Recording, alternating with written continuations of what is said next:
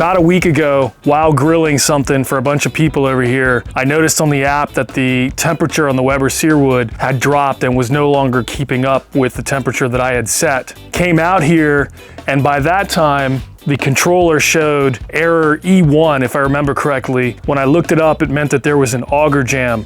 Sure enough, when I opened it up, there were no pellets falling into the box. Obviously, that's why the temperature went down. I thought, no big deal.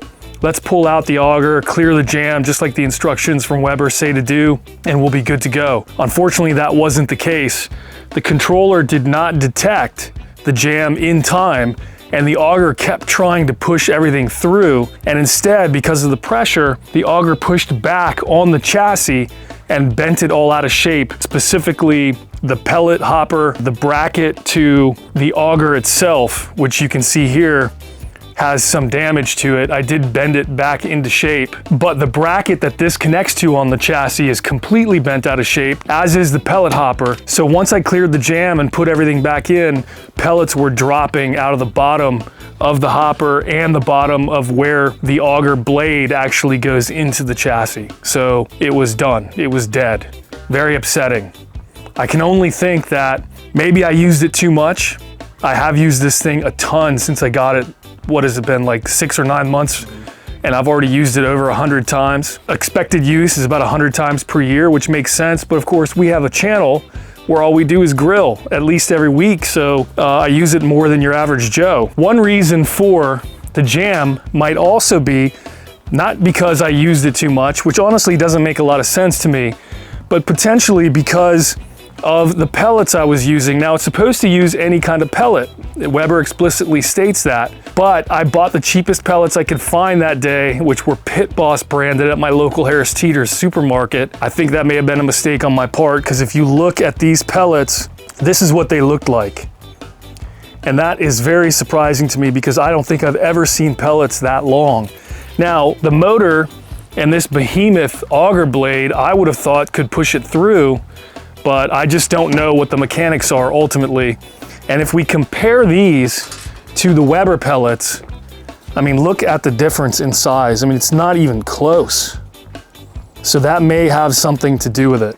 The good news is Weber support is really good. So I called them, told them the issue, and they sent me a bunch of new parts. So we're gonna see if we can get that fixed. The bad news is I gotta do work. I don't consider myself to be extremely handy. I prefer putting meat on the fire than putting these things together or fixing them, but we're gonna see what we can do. And at the end, if we can get this thing working, we're gonna give it a test by grilling up some steaks at high temperature. It's raining right now, but as you know on this channel, it's rain, snow, sleet, or sunshine. We're pushing forward, so let's go get it. What? Next, controller removal. Make that easy, thank God. Probe hub removal.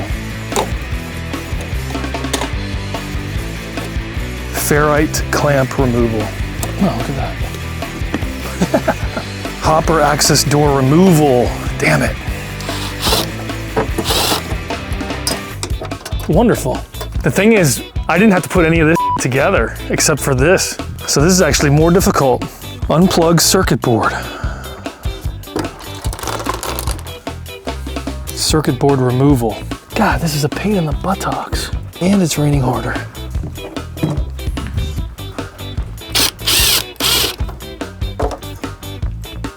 Controller mount removal. My goodness.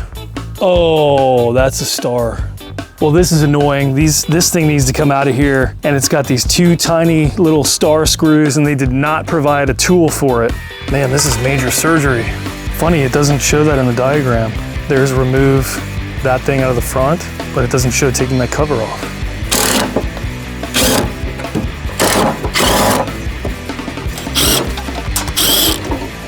Well, that's impossible. What the heck? That was not in the instructions. I can't get this one out. So here's the old hopper, and this is the tube that the auger runs through to push the pellets through, and you can see the clamp the auger is supposed to attach to and how bent that is. And actually, if you look at this, this is the chute. Look how it's bent, see? So pellets were falling out of the hopper through there, right there. So this thing got totally bent out of shape. All right, somehow I gotta put all that in there and fish the cables through.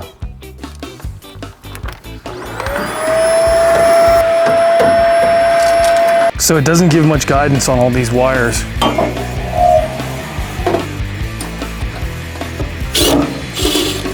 I would rather buy a new smoker every year. This is the thing that tells you how full your hopper is. Next, we'll put that little clamp thing back on. Just like that. All right, so we got this guy, the hopper, back on. We've got the controller back on. Now we're getting ready to put on the main circuit board and move on from there. You do that, because I'm running out of patience. All right, we're down to the last steps. Finally, this has not been easy, I gotta say. We put the glow plug back in. It's cold as out here, still raining. And now we're putting the firebox back on.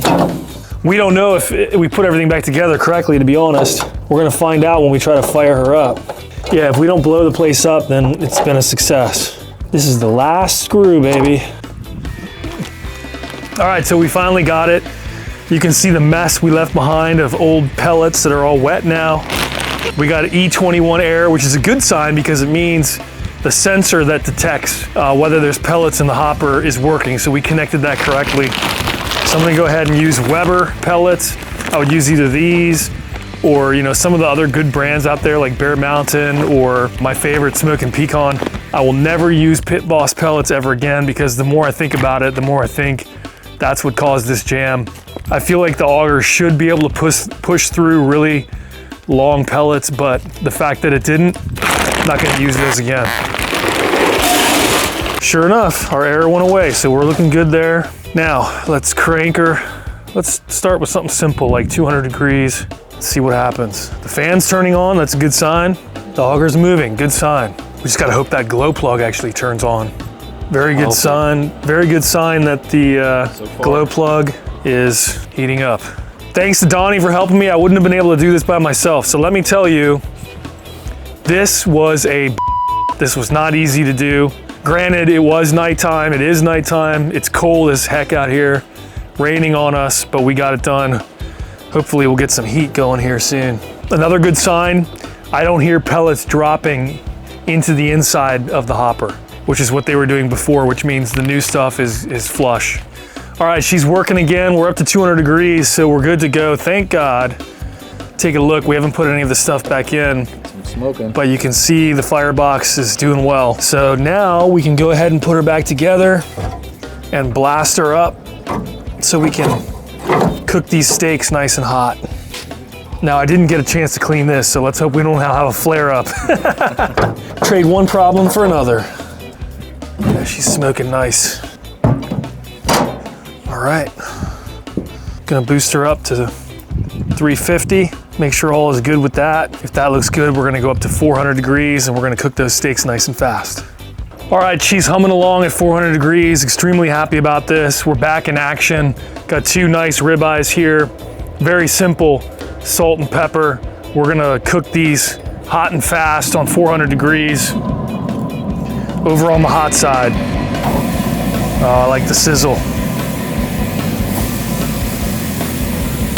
These shouldn't take too long, maybe 10 minutes max.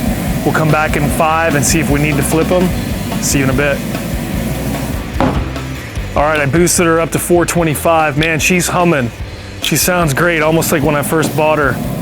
Steaks are looking amazing. We're gonna go ahead and flip now. Oh yeah. I'm gonna use my ThermoPro Lightning to take a temperature read. I think I mentioned this maybe 10 or 12 episodes ago, but this thing really is the best manual temperature probe on the market. When you flip it, it flips with you. It takes the reading instantly, and you can just wash it under the sink. You can just take it, turn your faucet on, put it under the sink, and clean it off. You don't have to worry about it. It's completely waterproof. And I've left this thing out in the rain by accident like a dummy for 2 days straight. We had like monsoon action going on here, and I came and used it immediately, and it worked like nothing had happened, which makes me really happy. This is one of my favorite things, so definitely check it out if you don't already have a good meat probe. We're doing hot and fast. We're doing steak bites tonight. We're not gonna do like the traditional, you know, red on the inside. So we're just kind of in that mood, and we wanted to get this guy cranking now that she's working properly again. So let's take a look. So we're at 126, 127. That one's a little bit hotter, so I'm gonna switch these. We do know that the back side of the right, or the back right side of the Searwood is a little bit hotter. So we're gonna flip these around. And I'm gonna go to about 150. Like I said, we're gonna do these hot, and we're gonna eat them like steak bites. All right, these guys are ready to go. They're looking very nice. I can't wait to eat them. We're gonna go inside and chow down as our celebration of making the Searwood great again.